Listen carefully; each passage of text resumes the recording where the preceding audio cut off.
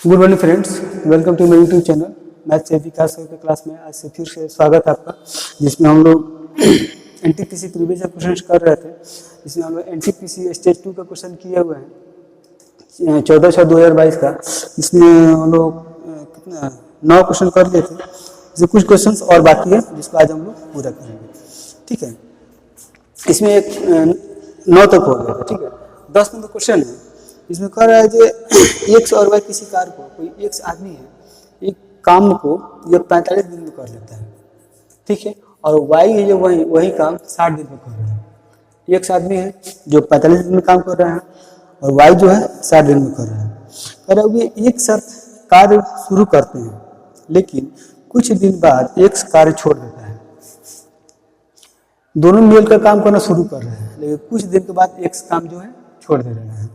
ठीक है, फिर कह रहा है और वाई अकेले शेष कार्य को 39 दिन में पूरा करता है। यानी कि वाई जो है शेष कार्य को 39 दिन में पूरा करता है। तो पहले ऐसा दोनों का हम एलसीएम निकाल लेते हैं, मतलब टोटल वर्क निकाल लेते हैं। 45 और 60 का और टोटल वर्क निकालते हैं हम 180 ही ले लेते हैं। ठीक है, ये क्या हो गया, टोटल वर्क हो गया। अब इनसे इफिशिएंसी निकालें। अगर एक्स 45 दिन में 180 काम करेगा तो उसके एक दिन का काम कितना हो जाएगा, 4। यानी कि एक्स जो है एक दिन में 4 काम किया होगा, तभी तो 45 दिन में 180 काम करेगा। इंडिविजुअल निकल रहा है। फिर वाई का, वाई अगर 60 दिन कोई काम कर रहा है और टोटल काम 180 है, एलसीएम का मतलब टोटल काम है, तो कितने दिन में पूरा काम, एक दिन का कितना काम किया होगा, 3 यूनिट। ये इसका क्या हो गया, इफिशियंसी हो गई। ये इफिशियंसी हो गया दोनों का, 4 और 3 का इफिशियंसी हो गया। अब कर रहा है जब ये एक साथ कार्य शुरू करते हैं, दोनों मिलकर काम करना शुरू करते हैं, और लेकिन कुछ दिनों के बाद एक्स जो है काम छोड़ देता है। ये एक्स है काम छोड़ दिया। उसके बाद कर रहा है और वाई अकेले शेष कार्य को 39 दिन में पूरा करता है। बाकी जो काम बच रहा है इसको 39 दिन में कर रहा है। तो वाई जो है 39 दिन अकेला काम कर रहा है और एक दिन में 3 काम कर रहे हैं। वाई जो है एक दिन में कितने काम कर रहे हैं, 3 काम। और एक कितने दिन काम किया है, 39। यानी टोटल कितना काम किया होगा, अकेला हो 27, 3 3 9 2 11। यानी कि वाई जो है 117 काम क्या किया होगा, अकेला काम किया होगा। और टोटल काम कितना है 180। इसको घटाएंगे 63। यानी कि जो ये 63 काम जो होगा ये दोनों मिलकर किया होगा। वाई जो है 39 दिन तो अकेले काम कर रहा है, यानी कि 117 काम अकेले किया है, लेकिन जो 63 काम था वो दोनों मिलकर किया है। काम तो दोनों मिलकर साथ में शुरुआत किया था। और इसमें कह रहा है क्या, ये एक से ने कितने दिन कार्य किया, एक से ने कितने दिन कार्य किया। यानी कि ये जो 63 काम है दोनों मिलकर किया होगा ना, 4 और 3 के रेशियो मिलाएंगे तो 7, यानी कि 7 9 63, यानी कि दोनों मिलकर 9 दिन काम किया होगा। यानी कि एक्स क्या है 2 दिन में काम छोड़ दिया होगा। थोड़ा सा लॉजिक है। 39 दिन जो है वाई अकेला काम करे, तो 39 दिन अकेला काम जो करेगा इसकी एफिशिएंसी 3 है, 117 काम किया होगा। यानी कि ये जो टोटल काम 180 है, 63 काम बचा। यही 63 काम में दोनों मिलकर एक साथ किया होगा। ठीक है, तो उसी को निकाल लिए 63 तो 7 से गया, यानी कि 9 दिन। यानी कि दोनों 9 दिन साथ मिलकर काम किया होगा। यानी कि एक्स भी 9 दिन ही काम किया होगा, इसलिए एक्स कितने दिन काम किया होगा अकेला उसके साथ मिलकर 9 दिन। यानी कि 9 दिन काम किया, उसके बाद काम छोड़ दिया। उसके बाद है 11 नंबर क्वेश्चन। ये एवरेज क्वेश्चन है। कह रहा है 6 संख्याओं का औसत 16 है। 6 संख्याओं का औसत 16 है। 6 संख्या है, इसका जो रेशियो है कितना है, 16 है। रेशियो कर रहे हैं एवरेज। 6 संख्याओं का जो एवरेज है 16 है। तो क्या कर रहा है, यदि उनमें से एक संख्या निकाल दिया जाए तो शेष संख्याओं का औसत 17 होता है। अगर एक संख्या हम निकाल लेते हैं तो इसका जो एवरेज है वो 17 हो जा रहा है। तो क्या कर रहा है, तो निकालेंगे संख्या बताना है। ठीक है, अगर यहाँ से हम टोटल 2 तरीके से बताते हैं इसको। ठीक है, और यहाँ से अगर टोटल निकालते हैं तो 16 गुने 6, थोड़ा सा बड़ा लिखते हैं।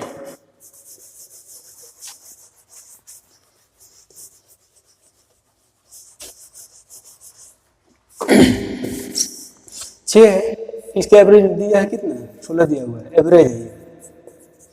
तो इसका टोटल कितना हो जाएगा? टोटल अगर निकालते हैं तो 6 गुने 6 96, और कर रहा है जो एक संख्या निकाल देते हैं, तो इसका जो एवरेज दे रहा है ये दे रहा है 17, इससे टोटल कितना हो जाएगा? 5 गुने 17 85। तो जो संख्या निकाले हैं दो से घटा देते हैं, एक यानी 11 संख्या जो संख्या है वो आपका 11 है, ठीक है।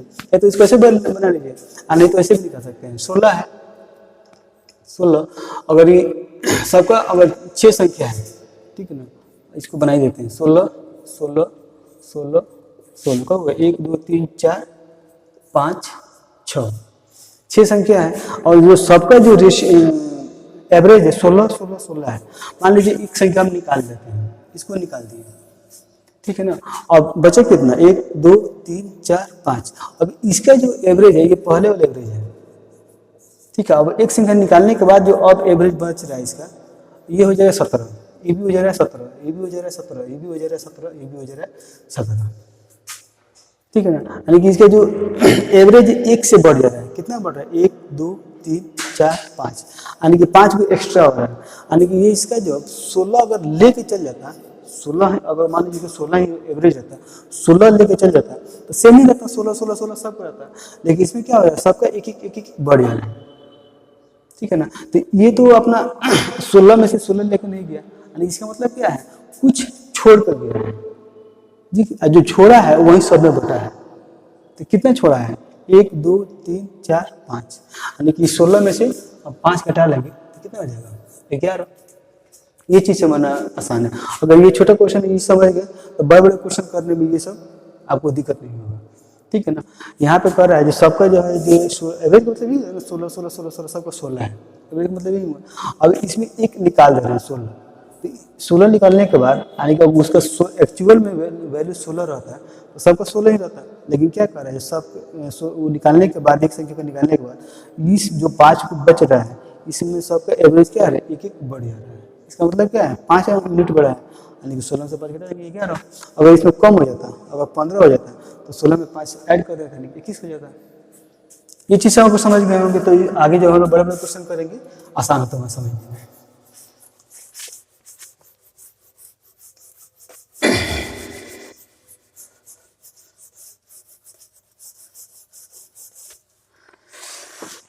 नेक्स्ट क्वेश्चन देखते हैं, डिस्कशन का ये लास्ट क्वेश्चन है 12 नंबर। इसमें कर रहा है ए और बी की आय का अनुपात 5:7 है। ए और बी आदमी है, इनका इनकम जो रेशियो दिया हुआ है 5 और 7 में, इनकम है ये, ठीक है। 5 और 7 में इसका इनकम दिया हुआ है। फिर कर रहा है उनकी बचत, सेविंग जो है 2 3 में, 2 रेशियो का 3, ये क्या है? शेविंग है। ये इनका 2 और 3 की रेशियो में क्या है? शेविंग है। यदि ए और बी क्रमशः 35,400 ये बचा, ये खर्च दिया हुआ है 35,400। ए का जो थी क्या दिया हुआ है? ए का एक्सपेंडिचर दिया हुआ है, एक्सपेंडिचर 35,400, ठीक है। और बी का एक्सपेंडिचर दिया हुआ है,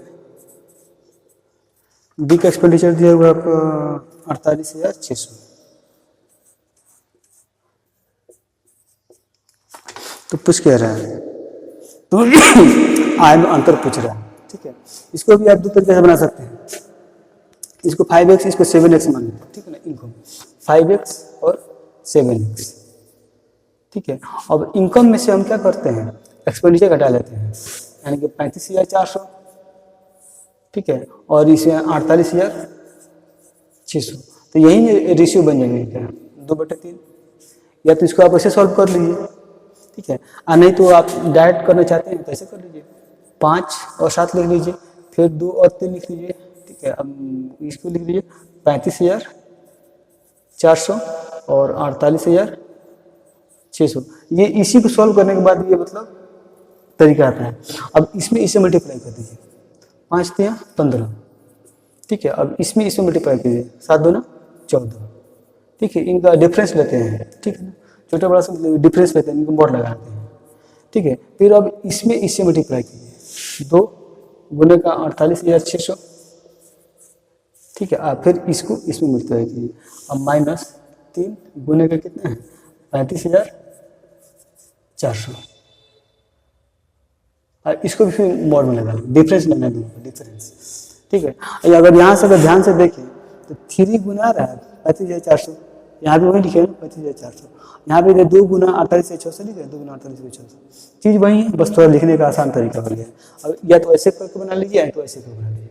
अब 15/4 1, ये 1 यूनिट का वैल्यू हो गया, इसमें से मल्टीप्लाई करके कितना हो जाएगा, एक लाइन लिख देते हैं यहीं पे, 0 0 12 8 दूनी 16 1 17 4 दूनी 8 1 9, इसको मल्टीप्लाई करते हैं तो 0 ये हम घटाते हैं, 4 3 12 5 3 15 1 16 3 3 9 1 10, ठीक है। 0 0 0 16 7 के 9 8 9 यानी कि 9,000, एक यूनिट की वैल्यू कितना हो गया 9,000।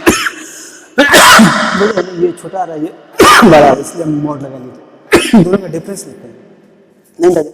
अब कर रहे ये दोनों का आय में अंतर कितना है, ये 5 यूनिट है, ये 7 यूनिट, ये 5 यूनिट, ये 7 यूनिट है, 2 का यूनिट का अंतर है, इसलिए 1 का, इसलिए 2 का, यानी कि 2 गुने 9,000 यानी कि 18,000 का, ये दोनों का रेडिएटर का क्या हो जाएगा, डिफरेंस हो जाएगा,